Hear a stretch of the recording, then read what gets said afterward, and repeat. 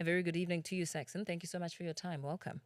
Good evening. How are you? Very well, thank you. Perhaps let's start here.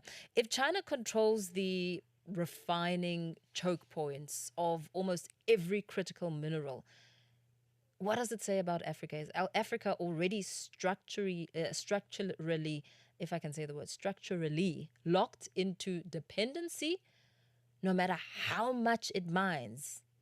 What does Okay, it let me mean? answer on that one.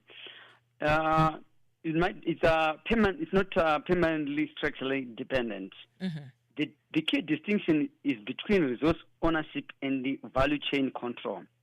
Africa owns a significant share of the world's critical mineral deposits, but China controls much of the processing, refining, manufacturing, and downstream industrial ecosystems that transform those minerals into batteries, magnets, semiconductors, electrical vehicles, and military technologies.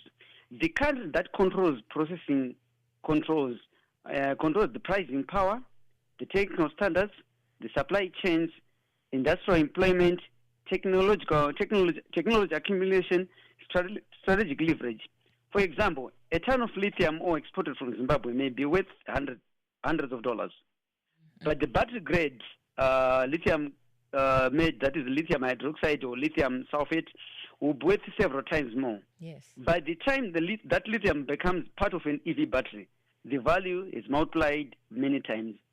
Africa currently participates mainly at the lowest value segment. However, dependence is not destined.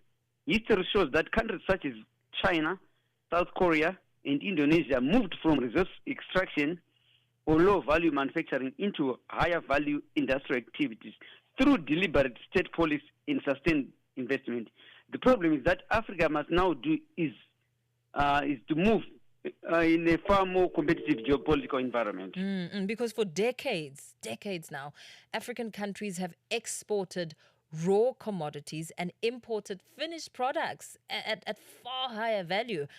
What has prevented the continent from building local beneficiation industries despite repeated promises around industrialization? I mean, it doesn't make sense. Okay, the biggest problem that is a hold Africa from refining, beneficiation requires stable electricity. And I understand most of our African countries have got load shedding. Beneficiation also requires industrial zones, export infrastructure, skilled workers, long-term skilled workers, technology partnerships, and long-term finance. Many governments announce value addition policies before these foundations exist. The result is often a regulatory uncertainty, investor hesitation, limited processing investment. Successful beneficiation requires sequencing. China built in infrastructure first. Indonesia expanded energy supply first. Many African states are attempting beneficiation while still struggling with basic industrial inputs. So there has to be systematic and sequential, not just announcing beneficiation without having proper electricity, water supply. For instance, for a lithium plant, it requires extensive energy. Just shutting down for 5 hours, it disrupts the entire annual production. So realistically, how prepared is Africa to make the leap at this point in time as you expand and explain, the positioning when it comes to beneficiation and what is required? I mean, you speak about massive energy infrastructure. How prepared is Africa to now say, okay, we've gone back to the drawing board. This is what we need to do to take control of the full value chain? It has to work with Africa is to work with strategic partnerships, which has to be either not as nationally, maybe as regionally, that at least we can process. Like for instance, South Africa can say, all Southern African countries can simply say South Africa will be making batteries. Maybe DRC will be concentrated on cobalt. Maybe Mozambique concentrate on graphite. Maybe with Madagascar, the same applies with the Gabon, maybe manganese. So that at least there's concerted effort. Yeah. Because alone we don't have the resources, we don't have the finance. At the same time, we need to have also exchange programs with the nations that have done it before. And on the other end, the world is now moving and racing towards a green economy built on these critical minerals. But I suppose the bigger question now is whether or not Africa will finally become an industrial player in the future, or in that future of the green economy space, or simply now remain the supplier of raw materials for other economies to keep profiting decade after decade. No, Africa can if it works together. Because some of, like I told, issue of partnerships. The challenge that we've had with Africa is people, they think as an individual. Individually, you have noticed the European Union, they give each other manufacturing areas so that where you concentrate where the resources are. For instance, if you want to make batteries, for Africa to make batteries, we have to look at the energy side. For a lithium battery, we need lithium sulfate, we need manganese, we need cobalt, we need graphite. So if that is the position, pardon the interruption, so if that is the position and that is the way to go, because right now there's a lot of geopolitical competition. It's really intensifying. If we look at the US, we look at Europe, we look at China, all aggressively competing for access to critical minerals. So this competition, do you think it creates the perfect opportunity now for African governments to say, hey, let's sit together, let's work together? Or are we looking at a situation where Africa now is becoming the next geopolitical battleground as Europe, China, and the US are just heading here to ensure that they can get a piece of the pie? Well, the biggest piece of the pie. Yeah, I mean, it's such a resource can also be there in the African case can be a curse or also a blessing. We look at the benefits. There's also competition increases. We can negotiate. We've got three players, the Europeans, the Americans, and the Chinese. We hold the minerals. We have to determine the prices. We have to determine the terms. Number two, we would invest increasing investment flows. There's infrastructure financing, diplomatic attention, with bargaining leverage. And we can negotiate better terms. That's on the upside.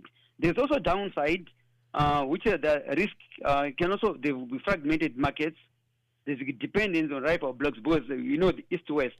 If you are dealing with China, you may not also deal with the United States or Europe. The geopolitics that these are the risks that may come. Yes. There might also be short-term resource extraction, because these guys might come and take out the resources without Africa benefiting. Because at the end of the day, the competition, there's a lot of competition. The deals are not negotiated properly. Then also we might be coherent. Might not be coherent industrial planning, and also understand already the issue of security. With these critical minerals, that the new weapons of the new Cold War, like 90% is controlled by China. The refining, which is the key component. So Africa is to leverage on this rivalry to negotiate better terms. But at the same time, Africa needs to benefit. Yeah, because countries like Zimbabwe are now introducing export bans on raw lithium. I mean, do you think this is a smart industrial strategy as we look to what would happen if Africa gets this right over the next decade? How transformative it could be for the critical mineral space, for the continent's economic future? Yes. Yeah, these bans offer the positive and the negative. Well, I look at like in the Zimbabwean scenario, the export ban, number one, it forces investors to consider local processing, because most of these companies, they were taking these critical minerals as raw. The Zimbabwean ban forced the Chinese to invest into value addition. We understand with the first sale of lithium sulfate, which is a benefit. There's a beneficiation. The issue of the ban also it prevents exporting value. By exporting minerals as raw, they've exported a lot of value because they'll refine them, they'll come back as lithium grade, the price is 10 times. That advantage is of the ban was processing capacity increases investment, downstream investment. Then there are risks. The investment may decline. Yeah. And these policies have to be well thought of. You don't just ask a company to produce batteries when you've not dealt with the issue of energy, not dealt with the issue of water, you've not dealt with the issue of skilled labor. So that's the downside. And that may slow growth. And the capital may move elsewhere. We understand we're not the only, Zimbabwe is the only nation with lithium. It's actually the fifth. But there's DRC in Africa. Mozambique recently has discovered lithium. Nigeria. So the investor will move where there is policy consistent and where they make profit. So we have to balance the resource sovereignty and the profitability aspect. Yeah. With that balance, I mean, as you speak about processing, a single processing plant costs over $100 million. And, that speaks to the capital part of it. And looking at the suggestions that you've made about what would happen, what the continent needs to do in terms of making sure that they intend to be the leaders of the value chain, it took China 30 to 40 years to build its dominance. Is it even possible for African countries to replicate that timeline? Especially if we look at today's geopolitical environment and what's at stake with the big three, shall I call it, Europe, China, and the US? Africa can take less time. I can talk about, in United Kingdom took 100 years to industrialize, but South Korea took 5 years or less. So we are not reinventing the wheel. We are just perfecting what has been done. Let me just say, China benefited from conditions that no longer exist. That was the globalization era. China industrialized during the period of relatively global open trade, where there was, these trade wars. There was massive foreign direct investments. Western companies transferred technology and manufacturing capacity. There was stable policy continuity in China that actually helped. And there was an industrial policy that remained constant for decades. There was a huge domestic market. The scale accelerated learning. Africa today faces the challenge that we face: geopolitical fragmentation, supply chain competition, protectionism, climate constraints, technological disruption. This means Africa cannot simply copy the Chinese path. However, technology diffusion is faster today. Yeah. Because the Chinese, they're coming, they bring in the equipment. The machinery has been there's continuous improvement. So we can do it faster in less than 40 years. So setting up a refining plant, the minimum time you might require for a full value chain is 10, 15 years. So from 40 years, we might benefit from, so some stages will be comprised, from the mining side, the processing. The process can be comprised. Absolutely. So the issue, what we need is the political and the institutional capacity to keep pace.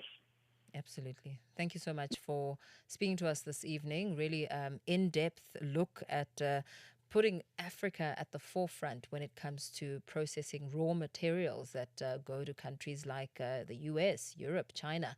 Saxon Zvina, who's principal consultant at Skyworld Consultancy Services and a member of the Belt and Road Initiative think tank.